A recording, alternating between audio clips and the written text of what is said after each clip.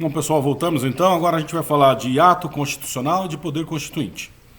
Muito bem. O que é hiato constitucional? Hiato constitucional é uma expressão criada pelo doutrinador Ivo Dantas, que ele diz que é, na realidade, um divórcio, um distanciamento entre o texto da Constituição e a sociedade. Porque a gente sabe que a Constituição é o documento supremo de um Estado, que molda um Estado, que cria um Estado, que deve corresponder aos anseios da sociedade. E toda vez que há esse distanciamento, cria-se um hiato, um espaço entre a realidade e o que prevê o documento, do que prevê a Constituição. Então, quando há esse divórcio, algumas coisas podem acontecer. As coisas mais simples que podem acontecer. Uma reforma constitucional. O que é uma reforma constitucional? Uma alteração da Constituição através de uma emenda. Então, altera-se o texto da Constituição para se readequar a Constituição à realidade. Nós temos isso sendo feito o tempo inteiro no Brasil. A todo momento nós temos as reformas que o governo apresenta, que são discutidas no Congresso Nacional, alterando o texto da Constituição, com muita frequência. Nós podemos também ter uma mutação constitucional. O que é a mutação constitucional? É uma alteração da interpretação do texto da Constituição, sem alterar o texto propriamente. Sem alterar uma única vírgula, na verdade. Altera-se a interpretação, mas não se altera o texto. Altera-se a interpretação para conformar o que está previsto no texto à realidade social. Exemplo disso é o reconhecimento da união estável entre pessoas do mesmo sexo. Além disso, nós podemos ter uns efeitos mais radicais, mais trágicos para o Estado. Um deles é a Assembleia Nacional Constituinte, ou seja, a convocação de um poder constituinte originário, que é de titularidade do povo, e que quando há esse ato muito grande, cria-se a doutrina costuma chamar de momento constituinte, ou seja, um momento em que a sociedade quer que uma nova Constituição seja escrita. Um momento em que só a reforma ou a mutação não são suficientes. É preciso uma alteração mais profunda, mais radical. Então se elege uma Assembleia Nacional Constituinte que vai escrever uma nova Constituição.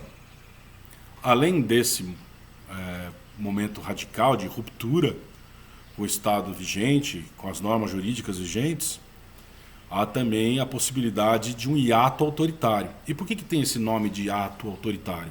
Nós estamos falando de hiato constitucional e vem um hiato autoritário, porque o espaço não é diminuído. O espaço é ocupado por uma ditadura, mas ele não é reduzido, ele não aproxima a Constituição da sociedade, pelo contrário, ele aprofunda o distanciamento por ser antidemocrático. Então, não é a vontade popular que está sendo representada ali.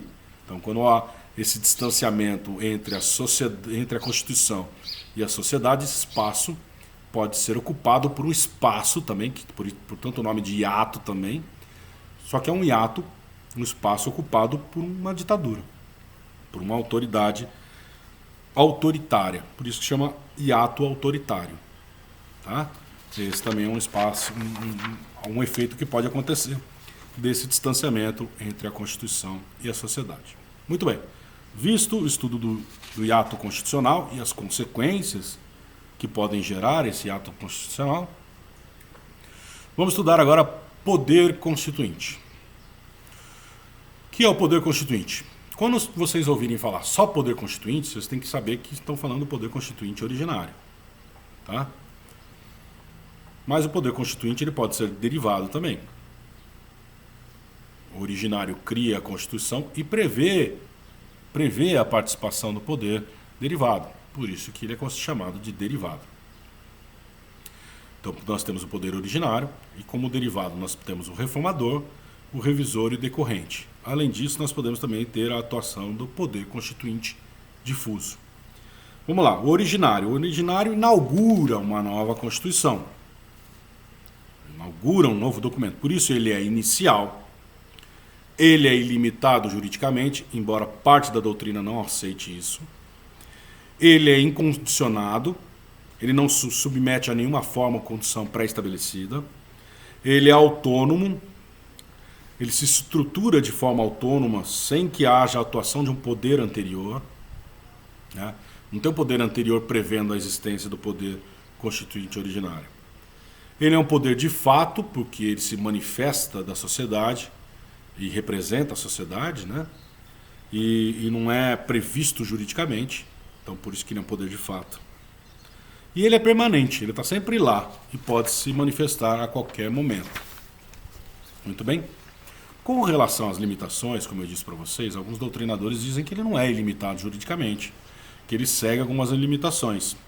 Seguem limitações de várias ordens. Essas limitações são chamadas pelo professor Canotilho de supralegalidades autogenerativas, que estão acima da lei, por isso são supralegalidades, e autogenerativas porque geram. São limitações que estão antes e acima da Constituição, mas que são limitações que participam da geração, da gestação desta nova Constituição. Então, quais são limitações? Limitações transcendentes, advindas do direito natural, que são sentimentos de justiça, de ética, de moral, né, do que deve constar num documento como a Constituição. Né? Existe um entendimento do que é justo, do que é moral, do que é ético, que deve ser obedecido na criação da nova Constituição. Limitações imanentes, impostas pelo poder constituinte material, porque vamos lembrar o seguinte, existe o poder constituinte material e o formal. O material é aquela vontade constituinte. E o formal é a Assembleia Nacional Constituinte escrevendo a Constituição. Então por que nós queremos uma ruptura total e a criação de uma nova Constituição? Porque nós queremos isso para o nosso Estado. Então o poder formal, que é a Assembleia Nacional Constituinte, que vai exercer por representação esse poder formal e vai escrever a Constituição, ela tem que obedecer essa vontade de um novo Estado, de como deve ser o novo Estado. Então, esta imposição desta vontade material ao texto escrito, ao poder formal, é chamado de limitações. Essas limitações são chamadas de limitações imanentes. Além disso, as limitações podem ser chamadas de heterônomas, ou classificadas como heterônomas, que são advindas do direito internacional, da comunidade internacional. Toda vez que um Estado entra num momento constituinte, num momento de ruptura, todos os outros países do mundo olham para ele, para ver o que vai acontecer. E fazem exigências, como um conteúdo mínimo de direitos fundamentais, como a vedação ao retrocesso em termos de direitos fundamentais. Né?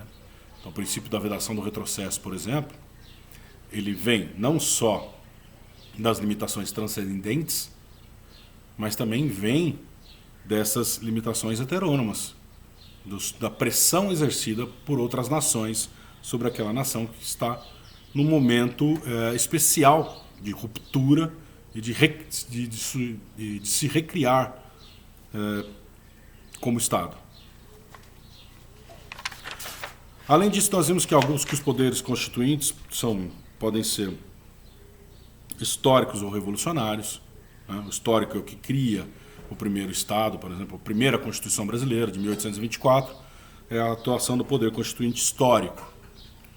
Depois disso, todas as outras demais são a atuação do poder constituinte revolucionário, que revoluciona o Estado. Não necessariamente a partir de uma guerra, de uma revolução civil, mas uma revolução jurídica, né? Um rompimento com o que estava vigente até então. O poder constituinte pode ser material e formal, como eu expliquei para vocês, inclusive o poder material impondo limitações ao poder formal. O poder constituinte pode ser nacional ou supranacional. Nós não temos a atuação de um poder supranacional, embora tenha havido uma tentativa disso na Europa, de criação de uma Constituição Europeia para se impor sobre o poder constituinte de todas as nações que compõem a comunidade europeia. Bom, então nós vimos o poder constituinte originário. E aí nós temos o poder constituinte derivado, reformador, revisor e o decorrente. O poder constituinte reformador, ele reforma a Constituição. Ele faz as emendas à Constituição. Então, portanto, ele é derivado, ele é limitado, ele é condicionado.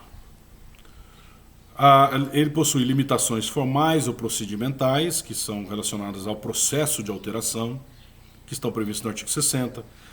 Essas limitações formais ou procedimentais são de iniciativa e de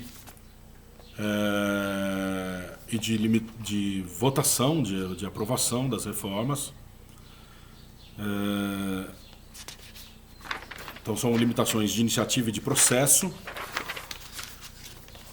que tem lá a previsão no artigo 60 de quem pode apresentar a iniciativa e de que como tem que ser a votação em 2 turnos, com 3/5 em ambas as casas, dispensa de sanção ao veto do presidente da República, da participação do presidente da República na fase complementar, né? Tudo isso diz respeito às limitações formais ou procedimentais, que se dividem de iniciativa e de processo.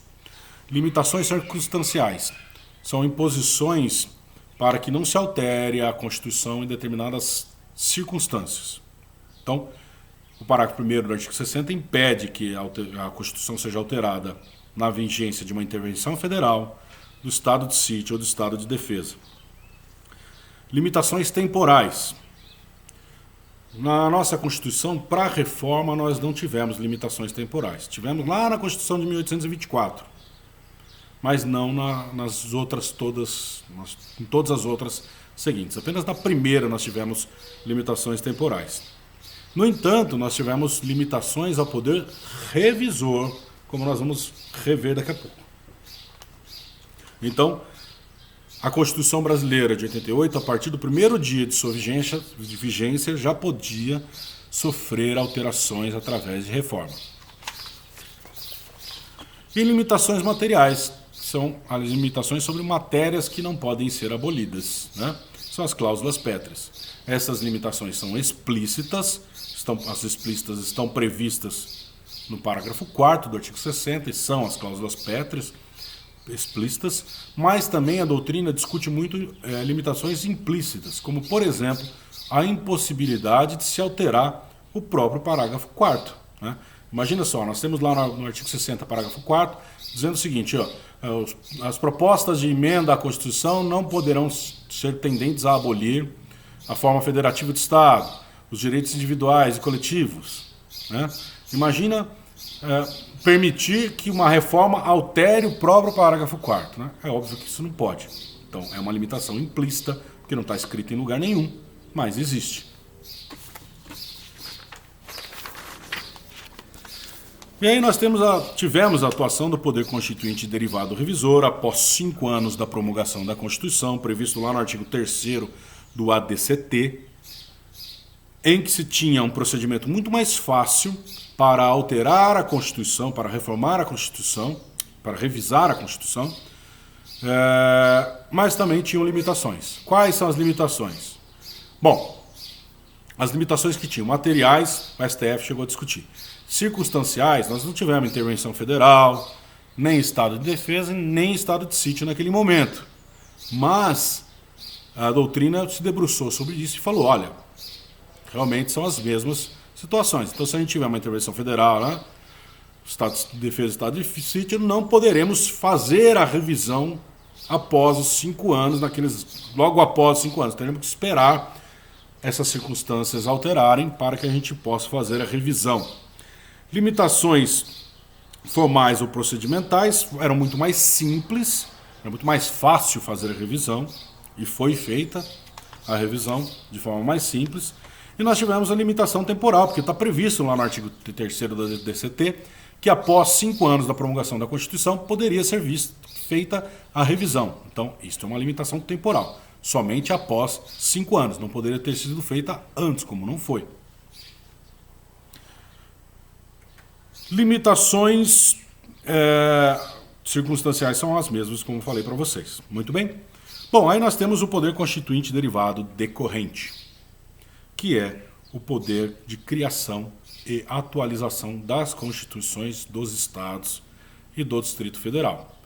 Para a doutrina, de forma unânime, entende que a atuação dos vereadores na criação da lei orgânica não é uma atuação de um poder constituinte derivado decorrente.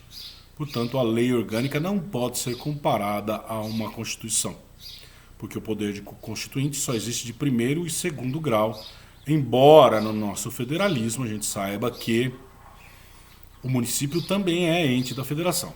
Mas a atuação na criação da lei orgânica do município não é a atuação de um poder constituinte derivado decorrente, porque falta ao município uma série de prerrogativas que cabem aos estados e cabem ao Distrito Federal, como, por exemplo, a existência de um poder judiciário próprio. Muito bem? Além disso, nós temos, portanto, o poder constituinte derivado decorrente. Ele é derivado, está previsto na Constituição, ele é limitado pela Constituição e condicionado também pela Constituição Federal, nas suas manifestações. E, aliás, a sua previsão, a atuação do poder constituinte derivado decorrente está previsto no artigo 11 do ADCT, da Constituição Federal, onde está lá previsto que os estados criariam as suas constituições. E, por fim, o poder constituinte difuso, que é o poder constituinte que atua na mutação constitucional, alterando a interpretação da Constituição sem alterar o seu texto. Muito bem? Então nós vimos aqui a atuação do poder constituinte difuso. O poder constituinte difuso, ele atua através do poder judiciário e com o auxílio das funções essenciais da justiça. Quais são essas funções? A advocacia privada, a advocacia pública, a defensoria pública e o Ministério Público. Ok? Bom, para finalizar, nós estudamos ainda, neste bimestre, o que acontece com a ordem jurídica vigente quando nós temos uma nova Constituição. E não só quando nós temos uma nova, mas quando nós temos também uma alteração da Constituição através da reforma. Então nós temos a recepção ou a revogação. Quando a norma anterior à Constituição é compatível com a nova Constituição, nós temos a recepção. Quando ela é incompatível, nós temos a não recepção ou revogação. Tá? Lembrando que alguns doutrinadores não gostam de usar a revogação para essa expressão, eles preferem não recepção. Porque eles dizem que revogação se dá entre normas de mesmo densidade normativa. Então, uma lei ordinária revoga outra lei ordinária. Uma lei complementar revoga outra lei complementar. Mas não uma Constituição revoga uma lei ordinária. O que acontece com a lei ordinária anterior, ou a lei complementar anterior, é que ela é não recepcionada pela nova Constituição. Tá bom? Além disso, nós podemos ter o efeito da repristinação, mas para que haja a repristinação é preciso estar previsto na Constituição. O que é a repristinação? A repristinação é como se a norma renascesse, né? Então imagine uma norma infraconstitucional criada durante a vigência da Constituição de 1946. Aí vem a Constituição de 67 e não recepciona essa lei, né? Então ela passa a ser não recepcionada ou revogada. Aí depois vem a Constituição de 88, que revoga a Constituição de 67 e diz o seguinte: olha, essa norma, se for compatível com a Constituição de 88, ela volta a vigorar. Então ela repristina. Então ela tem validade, aí ela dá um mergulho na inconstitucionalidade, né? Embora não se fale de inconstitucionalidade superveniente, por ser incompatível com a Constituição seguinte, ela é não recepcionada. Então ela deixa de ter vigor, deixa de ter vigência. E aí vem uma nova Constituição e recepciona ela de novo, ela repristina. Nós não temos isto na nossa Constituição, a previsão da repristinação. Desconstitucionalização. Bom, o que acontece na desconstitucionalização? Então nós temos uma Constituição em vigor, aí entra uma nova Constituição em vigor, revogando a anterior, mas diz o seguinte, olha, a norma da Constituição anterior vai continuar valendo, mas não como norma constitucional, mas sim como norma infraconstitucional. Tá? Então, por isso que ela tem esse nome, desconstitucionalização. Ela era norma constitucional, por exemplo. Imagine se a gente tivesse a desconstitucionalização das normas de 67. Então, a Constituição de 67 estava em vigor, aí veio a de 88. A de 88 revoga a de 67, certo? Muito bem. Só que aí na de 88 está previsto que a norma de 67, a Constituição de 67, continuará em vigor, mas não como norma constitucional, e sim como lei infraconstitucional. Portanto, ela é desconstitucionalizada. Tá? Isso é possível, já aconteceu na Constituição Paulista de 67, mas nós não temos a previsão na nossa Constituição atual de 88 da desconstitucionalização. E não tivemos nas anteriores também. Tivemos só esse caso aí da Constituição Paulista. E por fim, nós temos a recepção material de normas constitucionais. Ou seja, nós temos uma Constituição, entra outra em vigor, e esta nova Constituição recepciona parte das previsões da Constituição anterior. Né? Como norma constitucional, não como norma infra. Porque se for norma infra, nós estamos falando de desconstitucionalização. Mas não estou falando disso agora. Estou falando de recepção material de normas constitucionais. Então, a nova Constituição entra em vigor, mas ela diz que as normas da anterior, ou parte das normas da anterior, vão continuar valendo como normas constitucionais. Isso aconteceu com a nossa Constituição, ainda que por um tempo de 5 meses, aproximadamente, por um período de 5 meses, mas nós tivemos a recepção material da parte da Constituição de 67 que tratava do sistema tributário. O que aconteceu? O artigo 34 da Constituição de 88 diz o seguinte, olha, durante o prazo de 5 meses de vigor da nova Constituição de 88, durante os 5 primeiros meses, vai continuar valendo como sistema tributário o previsto no de 67. Foi isso que ele fez, que a Constituição de 88 fez. Então ela recepcionou materialmente um pedaço da Constituição de 67, ainda que por um prazo determinado de 5 meses. Muito bem, assim nós terminamos a nossa revisão. Espero que tenha ajudado a vocês no esclarecimento da matéria estudada e até a próxima. Grande abraço.